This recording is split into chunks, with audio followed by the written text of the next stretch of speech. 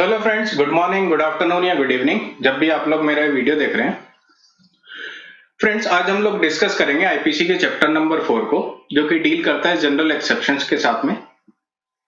इसमें सेक्शन 76 से लेकर 106 तक सेक्शंस दिए गए हैं। अब इन सेक्शंस को समझने से पहले हम ये समझ लेते हैं कि जनरल एक्सेप्शंस का मतलब क्या होता है। सो फ्रेंड्स, अगर हम बहुत ही सरल से शब्दों में समझने की कोशिश करें तो जनरल एक्सेप्शन से हमारा मतलब होता है जनरल डिफेंसेस से। ऐसे डिफेंस जिनका इस्तेमाल करके कोई भी व्यक्ति जिसके ऊपर आरोप लगाए गए हैं वो उन आरोपों से मुक्त हो सकता है। जब भी कोई केस कोर्ट में जाता है तो जो कोर्ट है उस पर्सन को पूरा मौका देता है कि अपने ऊपर लगे चार्जेस को वो जस्टिफाई कर सके। फ्रेंड्स, कोर्ट ऐसा इसलिए करता है क्योंकि ऐसा पॉसिबल है कि जब पर्सन ने वो एक्ट किया उस टाइम पे कोई ऐसी स्पेसिफिक सिचुएशंस रही हो कि पर्सन की इंटेंशन ना होते हुए भी उसको वो एक्ट करना पड़ा, या उसने सिचुएशन को गलती से कुछ और तरीके से असेस कर लिया हो जबकि सिचुएशंस वैसी ना रही हो। एग्जाम्पल के लिए कोई एक्ट बाय मिस्टेक हो गया हो। जैसे एक केस में हुआ, एक पर्सन होता है जिसका घर जंगल के पास में होता है और उसके घर में अक्सर जंगली जानवर आ जाते हैं। अब एक दिन रात में अचानक से उसका बेटा घर के अंदर एंटर होता है और वो गलती से समझ लेता है कि कोई जंगली जानवर घर के अंदर आ गया है और वो उसको शूट कर देता है। अब रिजल्ट क्या होता है कि उसका बेटा मर जाता है। अब उस कंडीशन में क्या उस पर्सन को मर्डर के लिए चार्ज किया जा सकता है? बिल्कुल नहीं किया जा सकता, क्योंकि उसने जो एक्ट किया है बाय मिस्टेक किया है। तो वहां पे मिस्टेक ऑफ फैक्ट होने की वजह से उसकी कोई भी क्रिमिनल लायबिलिटी नहीं बनती है। या मान लो कोई लुनाटिक पर्सन है, कोई पागल इंसान है, वो एक दूसरे व्यक्ति के ऊपर अटैक कर देता है जिससे वो घायल हो जाता है, तो क्या उस पागल इंसान को कोई सजा मिल सकती है? बिल्कुल नहीं मिल सकती, क्योंकि आईपीसी कहता है कि क्रिमिनल एक्ट के लिए इंटेंशन का होना जरूरी है और उस पर्सन की मेंटल स्टेबिलिटी ही नहीं है, उसके अंदर ऐसी सोचने समझने की शक्ति नहीं है कि क्या सही है और क्या गलत है। उस कंडीशन में उसको किसी भी क्रिमिनल एक्ट के लिए लायबल नहीं ठहराया जा सकता। सो इन डिफेंसेस का यूज करके पर्सन पूरी तरीके से अपने ऊपर लगे आरोपों से बच सकता है, लेकिन इनको प्रूफ करने की पूरी जिम्मेदारी जो होगी वो उस पर्सन की होगी। कोर्ट के अंदर जब केस होगा तो कोर्ट उसको वैसे ही ट्रीट करेगा जैसे उसने वो एक्ट अपनी क्रिमिनल इंटेंशन के साथ में किया हो।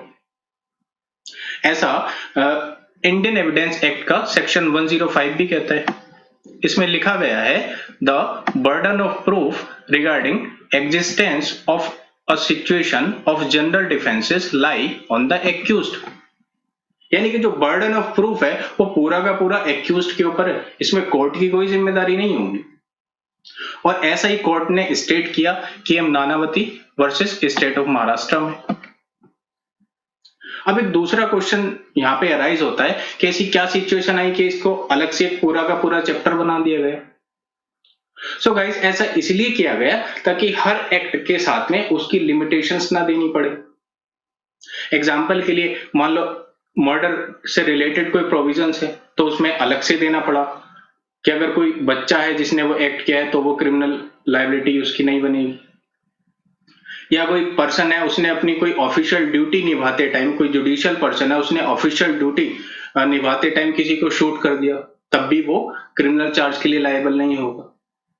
तो हर एक्ट में अलग अलग लिमिटेशंस ना देनी पड़े, इससे बचने के लिए इसका एक पूरा का पूरा चैप्टर बना दिया गया और ये लिखा गया है सेक्शन 6 में।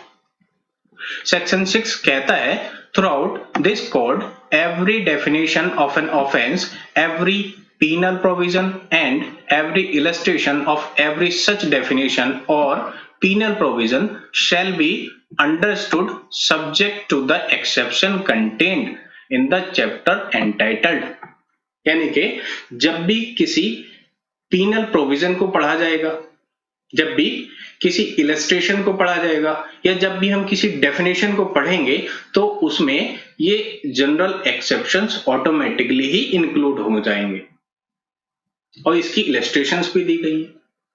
मान लो कोई 7 साल से छोटा बच्चा है, वो कोई एक्ट करता है तो वो क्रिमिनल एक्ट की कैटेगरी में नहीं आएगा। या अगर कोई 7 साल से 14 साल के बीच का बच्चा है, वो कोई क्रिमिनल एक्ट करता है, तो उस कंडीशन में कोर्ट उसकी मेंटल स्टेट को देखेगा। और अगर 14 साल से ऊपर का बच्चा है तो फिर वहां पे ऐसा कोई केस ही नहीं बनता, वो पूरी तरह से क्रिमिनल चार्ज उस पर लगाया जा सकता है। तो इसकी लिमिटेशंस हैं। अगर इसके लिए अलग से कोई चैप्टर ना बनाया जाए तो हर एक्ट में इनकी अलग अलग लिमिटेशंस देनी पड़ेंगी, जिससे डिफिकल्टी प्रोड्यूस होगी और उसी डिफिकल्टी से बचने के लिए इसका पूरा का पूरा एक चैप्टर बना दिया गया। अब ये कौन कौन से एक्सेप्शंस हैं, तो इसको पढ़ने में आसानी के लिए हमने इसको 7 अलग अलग कैटेगरी में डिवाइड किया है। पहला है मिस्टेक ऑफ फैक्ट, इसमें आते हैं सेक्शन 76 से लेकर सेक्शन 79, जुडिशियल एक्ट सेक्शन 77 और section 78, accident section 80, absence of criminal intention section 81 to 86 and 92 to 94, act done by consent section 87 to 91, trifling act section 95, private defences 96 to 106। तो काफी बड़ा chapter है, इसको एक वीडियो लेक्चर में कवर कर पाना पॉसिबल नहीं होगा, तो हम इसको 3 पार्ट में डिवाइड करेंगे। आज हम लोग देखेंगे mistake of fact, judicial act और एक्सीडेंट को। सो आइए शुरू करते हैं मिस्टेक ऑफ फैक्ट से। फ्रेंड्स, जब हम मिस्टेक ऑफ फैक्ट की बात करते हैं तो मिस्टेक ऑफ फैक्ट से हमारा मतलब होता है कि कोई एक पर्सन है, उसको फैक्ट की पूरी जानकारी नहीं रही, उस वजह से उसने वो एक्ट कमिट कर दिया, या फिर उसने उन फैक्ट को गलत तरीके से ट्रीट किया और वो क्रिमिनल एक्ट के लिए लायबल हो गया। तो अगर कोई ऐसी सिचुएशन बनती है जहां पे मिस्टेक ऑफ फैक्ट का केस बनता है, तो वहां पे मिस्टेक ऑफ फैक्ट एक बहुत ही अच्छा डिफेंस बन सकता है। इसको एक केस से समझते हैं। क्वीन वर्सेस टॉलेंस का केस था। इसमें जो लेडी रहती है टॉलेंस, उसका पति एक काफी लंबे टाइम से गुमशुदा चल रहा होता है और वो उसकी जानकारी इकट्ठा करने की पूरी कोशिश करती है, लेकिन उसके बारे में पता नहीं लगा पाती। और काफी लंबे टाइम के बाद में वो फाइनली डिसाइड करती है वो दूसरी शादी करेगी, और वो दूसरी शादी कर भी लेती है और अपना जो उसका सेकंड हस्बैंड होता है उससे पूरी की पूरी जो इंसिडेंट है वो शेयर करती है, और शादी की जो सेरेमनी होती है वो भी पब्लिकली करती है। अब बाद में उसका पति वापस आ जाता है। अब उस कंडीशन में क्या उस लेडी को बाइगेमी के लिए चार्ज किया जा सकता है? बिल्कुल नहीं किया जा सकता, क्योंकि ये केवल और केवल एक मिस्टेक ऑफ फैक्ट है। भाई उसने तो अपनी तरफ से पूरी कोशिश की थी, उसने कुछ छुपाया भी नहीं है फैक्ट को, अपना जो उसका सेकंड हस्बैंड था उससे उसने पूरा इंसिडेंट भी शेयर किया है। तो इस कंडीशन में वो बाइगेमी के लिए जो भी चार्ज बनता है उसके लिए लायबल नहीं होगी। अब ये जो पूरा मिस्टेक ऑफ फैक्ट के सेक्शंस बेस्ड हैं वो एक लीगल मैक्सिम पे बेस्ड हैं, दैट इज इग्नोरेंशिया फैक्सिट एक्सक्यूसिटी, इग्नोरेंशिया जूरिस नॉन एक्सक्यूसिट। इसका मतलब है कि इग्नोरेंस ऑफ फैक्ट तो एक एक्सक्यूज हो सकता है, लेकिन इग्नोरेंस ऑफ लॉ कोई भी एक्सक्यूज नहीं हो सकता।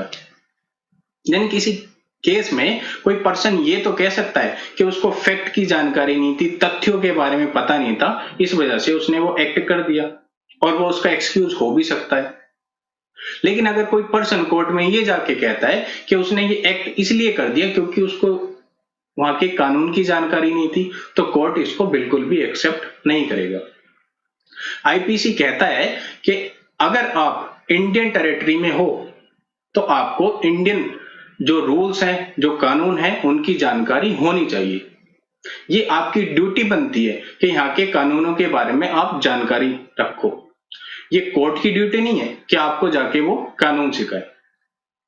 सो इसलिए मिस्टेक ऑफ फैक्ट एक एक्सक्यूज हो सकता है, लेकिन मिस्टेक ऑफ लॉ कोई भी एक्सक्यूज नहीं हो सकता। अब देखते हैं सेक्शन 76 को।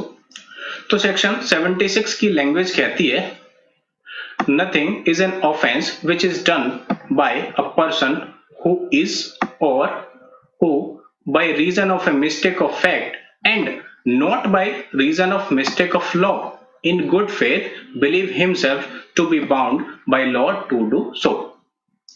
अगर एक पर्सन मिस्टेक ऑफ फैक्ट करता है, किस वजह से? कि उसको ऐसा लगता है कि वो एक्ट करने के लिए वो लायबल है, उसकी ड्यूटी बनती है उस एक्ट को करना और वो उसको कमिट कर देता है, उस कंडीशन में वो किसी भी क्रिमिनल प्रोसीडिंग के लिए लायबल नहीं होगा।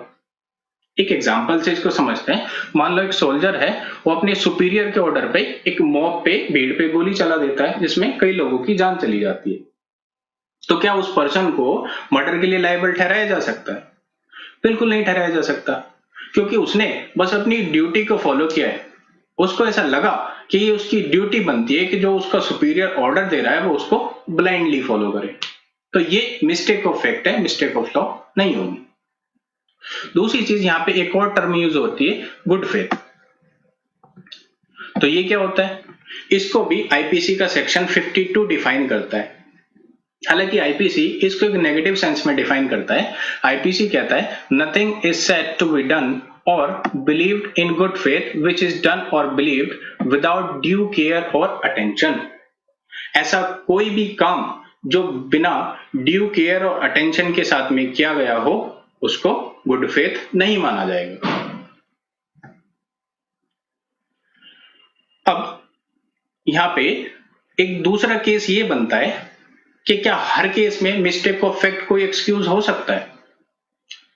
तो ऐसा बिल्कुल नहीं है। अगर कोई पर्सन एक ऐसा काम कर रहा है जो कि खुद इलीगल है, तो वो ये एक्सक्यूज नहीं दे सकता कि उसको फैक्ट की जानकारी नहीं थी। एग्जाम्पल के लिए एक केस हम लेते हैं आर वर्सेस प्रिंसेस का। इसमें जो एक्यूज रहता है वो एक अनमैरिड 16 साल की लड़की को उसकी फादर की इच्छा के बिना वहां से ले जाता है, और बाद में वो कोर्ट में एक्सक्यूज देता है कि उसको ऐसा लगा, उसकी जानकारी में ऐसा था कि वो जो लड़की है उसकी उम्र 16 साल से ज्यादा है। तो ये मिस्टेक ऑफ फैक्ट है, इसलिए वो किसी भी क्रिमिनल प्रोसीडिंग के लिए लायबल नहीं होगा।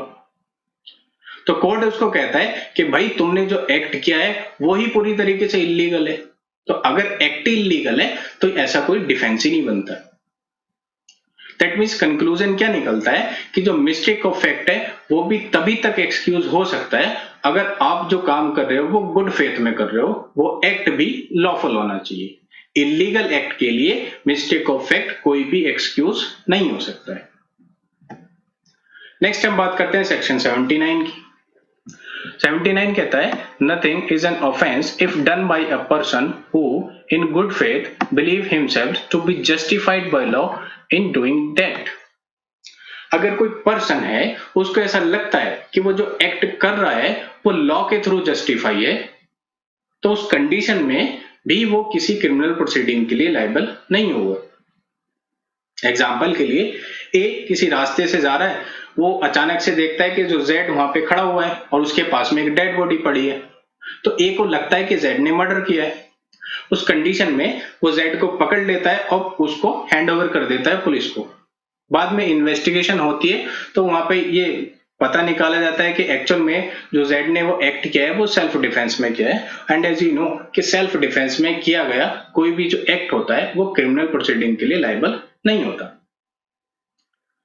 लेकिन इस केस में भी जो ए है, ए किसी भी क्रिमिनल प्रोसीडिंग के लिए लायबल नहीं होगा, क्योंकि ए ने जो काम किया है वो ये सोचते हुए किया है कि ये उसकी लीगल ड्यूटी बनती है कि अगर कोई ऐसा पर्सन है जो कि पब्लिक के लिए हार्मफुल है तो उसको पुलिस को हैंडओवर कर दिया जाए। क्या इसको एक केस लॉ से समझते हैं।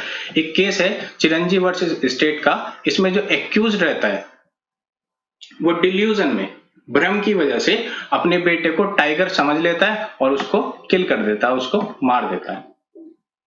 तो इस कंडीशन में भी वो जो पर्सन है वो किसी क्रिमिनल प्रोसीडिंग के लिए लायबल नहीं होगा। अब यहाँ पे सेक्शन 76 और सेक्शन 79 में जो डिफरेंस है वो ये है कि जो सेक्शन 76 है उसमें जो मिस्टेक है वो पर्सन इसलिए कर रहा है क्योंकि उसको ऐसा लगता है कि वो he is bound by the law, कि वो लॉ के थ्रू बाउंड है। लेकिन 79 में जो पर्सन है उसको ऐसा लग रहा है कि वो जो एक्ट कर रहा है वो लॉ के थ्रू जस्टिफाइड है। लेकिन दोनों ही केसेस में मिस्टेक ऑफ फैक्ट इन्वॉल्व होती है।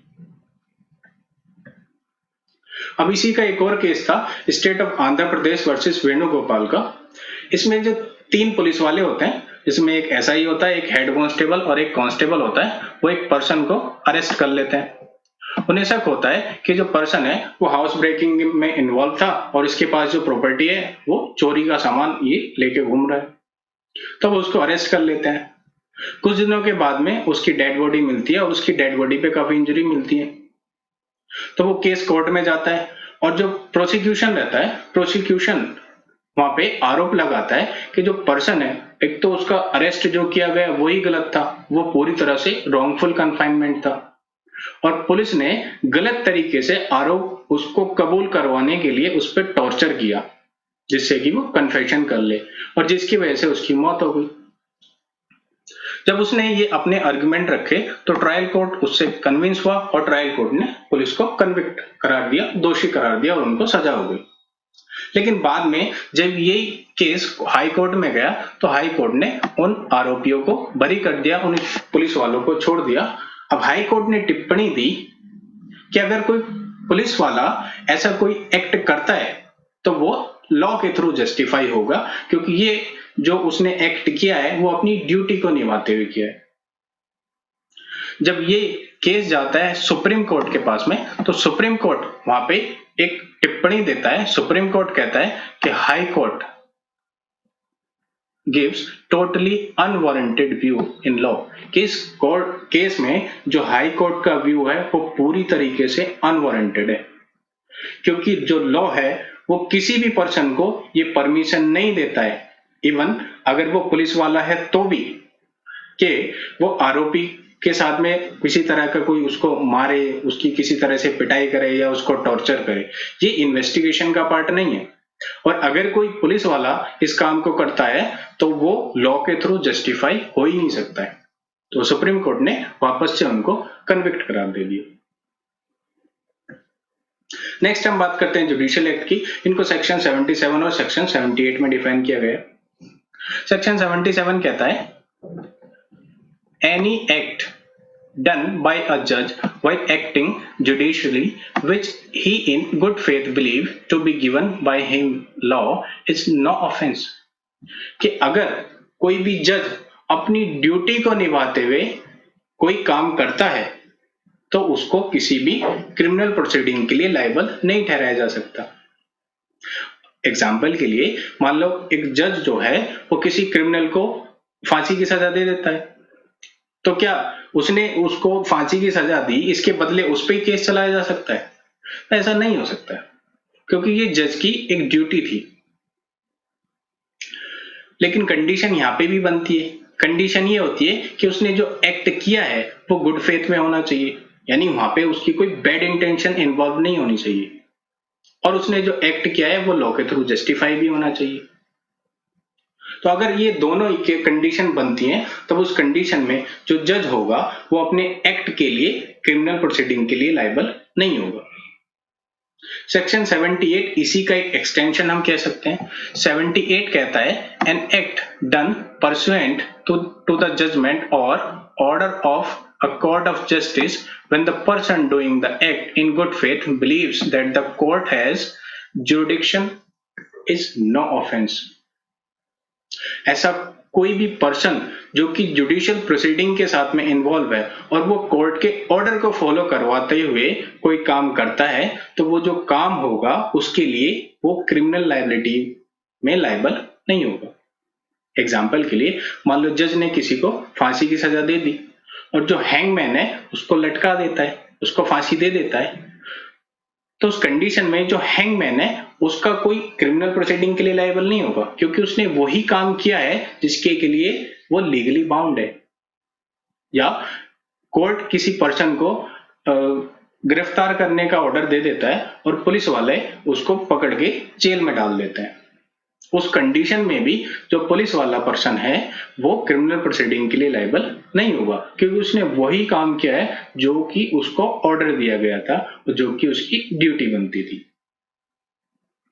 अब ये जो सेक्शंस दिए गए हैं इनका ऑब्जेक्टिव केवल और केवल इतना है कि जो जज हैं वो अपनी ड्यूटी को बिना किसी डर के निभा सकें, क्योंकि अगर जज को ये सिक्योरिटी नहीं दी जाएगी तो कोई जज किसी क्रिमिनल को कोई सजा ही नहीं दे सकता। अगर उसको लगेगा, अगर उसको पता होगा कि वो अगर मान लो किसी को सजा दे देता है तो बदले में उसके ऊपर ही केस चल जाएगा, तो जो पूरी की पूरी न्याय प्रणाली है यही खत्म हो जाएगी। तो इससे बचने के लिए जो जुडिशियल पर्सन्स हैं उनको ये प्रोटेक्शन प्रोवाइड कराई गई है। नेक्स्ट हम बात करते हैं एक्सीडेंट की। तो अगर कोई पर्सन कोई एक्सीडेंटली कोई एक्ट कर देता है उस कंडीशन में भी वो क्रिमिनल प्रोसीडिंग के लिए लायबल नहीं होगा। इसको डिफाइन किया गया है सेक्शन 80 में। सेक्शन 80 कहता है that nothing is an offense which is done by accident or misfortune। अब यहां पे दो वर्ड आए हैं, एक्सीडेंट और मिसफॉर्चून। एक्सीडेंट से मतलब होता है एक ऐसा एक्ट जिसकी वजह से जो एक्यूज्ड है वो सामने वाली पार्टी को कोई हार्म कर देता है, उसको कोई इंजरी हो जाती है। जबकि मिसफॉर्चून से मतलब है कि जो दोनों ही पार्टी हैं उनको बराबर की इंजरी हो जाती है। तो ये दोनों ही वर्ड को यहाँ पे डिफरेंशिएट करना जरूरी है। एक्सीडेंट मतलब एक सामने वाली पार्टी केवल वो ही इंजर हुआ है, मिसफॉर्चून का मतलब दोनों ही पार्टी इंजर होगी। तो ये दोनों ही वर्ड का यूज किया गया है एक्सीडेंट के कॉन्टेक्स्ट में। तो अगर कोई पर्सन एक्सीडेंटली कोई एक्ट करता है तो वहां पे वो क्रिमिनल प्रोसीडिंग के लिए लायबल नहीं होगा। लेकिन कंडीशन क्या है, उसने जो एक्ट किया है वहां पे उसकी कोई क्रिमिनल इंटेंशन नहीं होनी चाहिए। दूसरी, in the doing of lawful act in a lawful manner by lawful means. उसने जो काम किया है वो लॉफुल होना चाहिए, उसके काम करने का तरीका भी लॉफुल होना चाहिए और उसके जो मीन्स वहां पे उसने यूज किए हैं, जिन साधनों का प्रयोग किया गया है वो भी लॉफुल होने चाहिए। और तीसरी condition, without proper care and caution, कि जो एक्ट किया गया है वो पूरी केयर और कॉशन के साथ में किया गया है। अगर ये तीनों कंडीशन फुलफिल हो जाती हैं तो वो एक्सीडेंट का उसको डिफेंस मिल जाएगा। एक इलस्ट्रेशन से इसको समझते हैं। मान लो कोई पर्सन है ए, वो अपना लकड़ी वकड़ी काट रहा है कहीं जंगल में। अब अचानक से होता क्या है कि वो कुल्हाड़ी से वो स्ट्राइक करता है और उसका जो हेड है वो निकल के बराबर में जो दूसरा पर्सन खड़ा था बी, उसके सर पे जाके लग जाता है। वो जो पर्सन है उसकी डेथ हो जाती है। तो इस कंडीशन में क्या ए को मर्डर के लिए चार्ज किया जा सकता है? बिल्कुल नहीं किया जा सकता, क्योंकि यहां पे ऐसी कोई उसकी इंटेंशन नहीं थी। लेकिन जब ये मैटर कोर्ट में जाएगा तो यहाँ पे उस पर्सन को ये प्रूफ करना होगा कि वहां पे उसकी कोई भी क्रिमिनल इंटेंशन नहीं थी। जो भी कुछ हुआ है वो बाय एक्सीडेंट हुआ है। अब इसको अगर केस लॉ से समझे तो यहाँ पे हमारे पास में दो केस लॉ है। पहला है हमारा स्टेट ऑफ उड़ीसा वर्सेस घासी का केस। इसमें जो एक्यूज्ड रहता है, एक्यूज्ड गलती से जो विक्टिम होता है, एक पर्सन होता है, उसको बियर भालू समझ के तीर मार देता है, उससे उसकी मृत्यु हो जाती है, वो मर जाता है। अब उसने ऐसा इसलिए किया क्योंकि उसको ऐसा लगा कि उसके जो क्रॉप है उसकी में कोई भालू वगैरह घुस आया है और वो उसकी पूरी की पूरी फसल को बर्बाद कर देगा। तब यहाँ पे वही सब कंडीशन बनेंगी कि अगर उसको कोर्ट में ये प्रूफ करना है कि उसका जो एक्ट है वो एक्सीडेंट के अंदर डिफेंस के लिए लायबल है, तो उसको ये प्रूफ करना पड़ेगा कि जब उसने उसको वो तीर मारा उसकी कोई भी क्रिमिनल इंटेंशन वहां पे नहीं थी। एंड एक्ट तो ऑब्वियसली वहां पे अपनी फसल की वो रक्षा कर ही रहा था, तो एक्ट तो अनलॉफुल वहां पे था ही नहीं। तो अगर ये प्रूफ हो जाता है कि वहां पे कोई उसकी क्रिमिनल इंटेंशन नहीं थी, देन वो एक्सीडेंट के अंदर डिफेंस के लिए लायबल होगा। एक दूसरा केस होता है हमारे पास में जागेश्वर वर्सेस एम्परर का। इसमें होता क्या है कि दो पर्सन होते हैं, वो आपस में फिस्ट फाइटिंग कर रहे हैं, दोनों एक दूसरे के ऊपर मुक्के से हमला कर रहे हैं। तभी क्या होता है, जो एक्यूज्ड रहता है, एक्यूज्ड की वाइफ दोनों के बीच झगड़ा सुलझाने के लिए आ जाती है और उसके हाथ में एक 2 महीने का बच्चा होता है। अब होता है कि जो विक्टिम अचानक से जब मुक्का मारता है तो उस छोटे बच्चे के मुंह पे वो लग जाता है, जिससे उसकी डेथ हो जाती है। अब वो कोर्ट में एक्सक्यूज देता है कि भाई यहाँ पे मेरी कोई क्रिमिनल इंटेंशन तो थी नहीं, मैं तो उसको कोई इंजरी करना भी नहीं चाहता था, ये जो एक्ट हुआ है वो एक्सीडेंटली हुआ है, इसलिए वहां पे उसका डिफेंस बनता है। तो कोर्ट वहां पे कहता है कि भाई ये जो तुम एक्ट कर रहे थे वो ही इलीगल था। किसी भी तरह की अगर आप फाइटिंग करते हो तो फाइटिंग कोई लीगल एक्ट तो है नहीं, तो अगर एक्ट ही इलीगल है तो वहां पे डिफेंस का भी कोई मतलब नहीं बनता है। सो फ्रेंड्स, आज का ये वीडियो लेक्चर यहीं पे खत्म होता है। आई होप जो मैंने आपको समझाने की कोशिश की आप लोग उसको समझ पाए होंगे। इसके जो नेक्स्ट सेक्शंस हैं वो हम आने वाले वीडियो लेक्चर्स में कवर करेंगे। टिल देन, अगर आपको वीडियो अच्छी लगी हो तो please like and share the video and subscribe the channel. Thanks.